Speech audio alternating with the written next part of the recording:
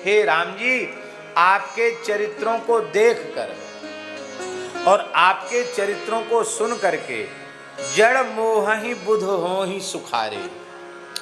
राम देख सुनि चरित तुम्हारे, जड़ मोह ही बुध हो ही सुखारे। हे राम जी, तुम्हारे चरित्रों को देखकर और सुनकर जो जड़ प्राणी हैं वे तो मोह को प्राप्त हो जाते हैं, और जो बुध हैं वो आनंद में भर जाते हैं।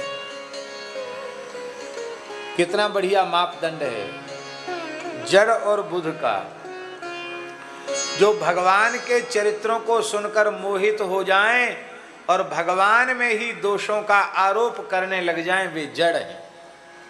और जो भगवान के चरित्रों को देखकर सुनकर आनंद सुधा सिंधु में डूब जाएं, वे बुध हैं।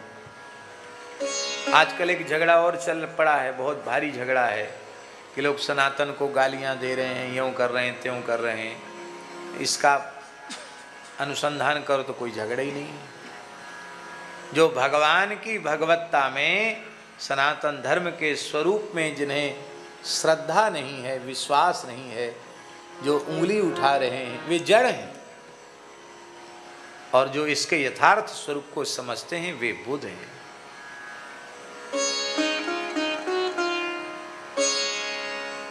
गोस्वामी जी ने कहा, ऐसे लोगों की बातें न कहनी चाहिए न सुननी चाहिए। कैसे लोगों की? बोले, बातुल भूत विवश मत वारे, ते नहीं बोल ही बचन संहारे अथवा विचारे। तिनकर कहा करिए नहीं कहना, इनकी बात कान में नहीं लानी चाहिए।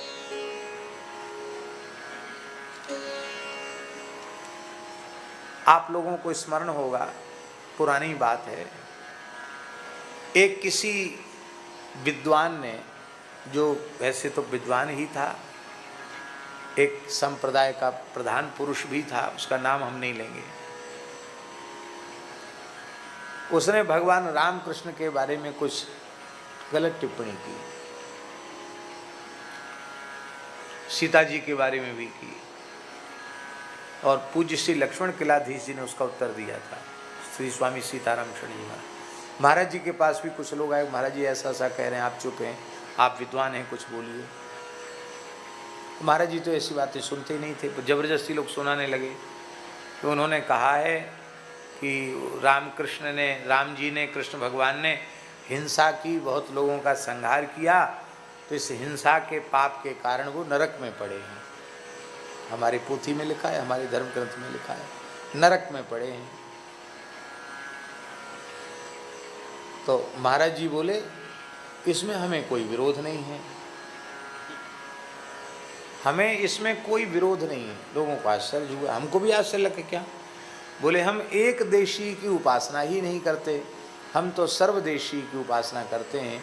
स्वर्ग में भी वही हैं, नरक में भी वही हैं, सारे ब्रह्मांड में वह तत्व व्याप्त है, तो नरक में नहीं है क्या?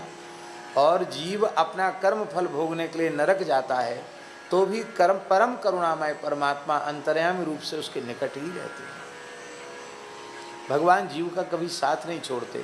तो जीव नरक में गया तो भगवान भी उसके साथ गए। अरे, बालक का ऑपरेशन होता है तो उसको ऑपरेशन थिएटर के बाद आईसीयू में भी उसके मूड पर हाथ फेरने उसके पास कौन पहुंचता है? माँ पहुंचती है। तो हमारे भगवान सर्वत्र हैं, वो स्वर्ग में भी हैं, नरक में भी। कहाँ नहीं है हमारे भगवान? इसलिए बोले, इस झगड़े को ही हम अमान्य करते हैं, अपने काम में लगो। जितना ऐसी बातों को महत्व दोगे उतना ही इन बातों का प्रचार अधिक होगा। इनको प्रचार नहीं करना है, आप अपने साधन में लगो, लड़ाई झगड़े में नहीं पड़ना। तो उन्हीं के लिए महाराज जी ने कहा था मेरे सामने, बातुल भूत विवच मतवारे, ते नहीं बोले ही बचन विचारे। तो ऐसे लोगों की बातें न सुननी चाहिए और न कहनी चाहिए, उससे अपना समय नष्ट होगा, नहीं कहनी चाहिए। भगवान की भगवत्ता में कोई अंतर पड़ने वाला नहीं है।